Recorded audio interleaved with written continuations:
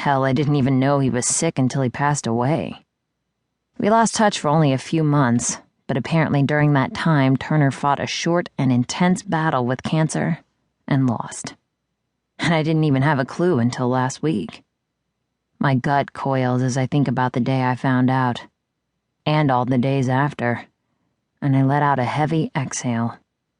This past week has not been my finest, and now I'm at the funeral of the only man I ever really considered a father. I didn't even get a chance to tell him goodbye. I inhale, slow and steady, and I crack my knuckles. It's just been a shitty few years all around. Through the windshield, my eyes catch on a gray dress walking away from the casket with hips swinging and blonde hair swishing. I almost didn't recognize Kayla Turner behind those black sunglasses and that cold look she had on. But looking at her now, there's no mistaking. She used to visit her dad in the summer, so every once in a while I'd catch glimpses of her inside the house while I was out mowing the lawn. And there are some faces you just don't forget.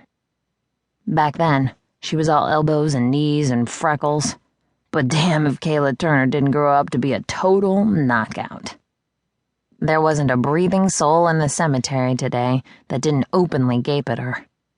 I thought the kid in the front row was gonna choke on his own drool, the way he was drinking her in. I'm surprised she bothered to show up.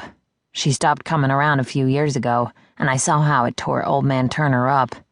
He missed her fiercely, but that didn't bring her back. It's nice of her to finally visit again.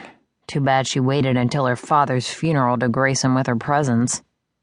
With a clenched jaw, I start the engine, back out of my spot, and pull out of the parking lot. Monique purrs as I drive away from the cemetery, and I want to purr right along with her.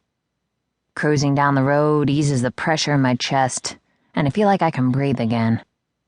I put the convertible top down and suck in a lung full of fresh air. Much better. A distant roll of thunder echoes around. I pass a large gated community and a sour taste slips down my throat. Westlake Estates. The place I lived when life was good. Well, not good exactly, but easier. Turning onto the road that leads out of town, I head for work. I have 2 part-time jobs, one at the cell phone store in Copper Springs, and one as a stock boy at the Willow Inn Bed and Breakfast, outside of town. My job at Willow Inn is the only one I actually like, though. Willow Inn is 50 miles south of town, in the middle of nowhere off the freeway. But I make the drive every week because of my awesome boss. Ellen owns and operates the quaint little inn, and in her spare time, she's a guardian angel.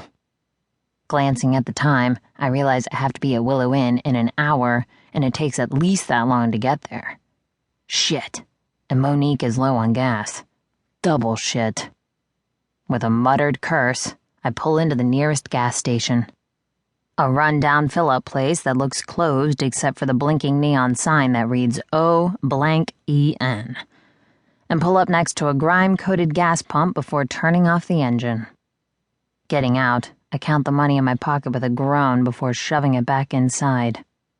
As I start to fill Monique up, my phone beeps and I glance down to see another missed call from Eddie.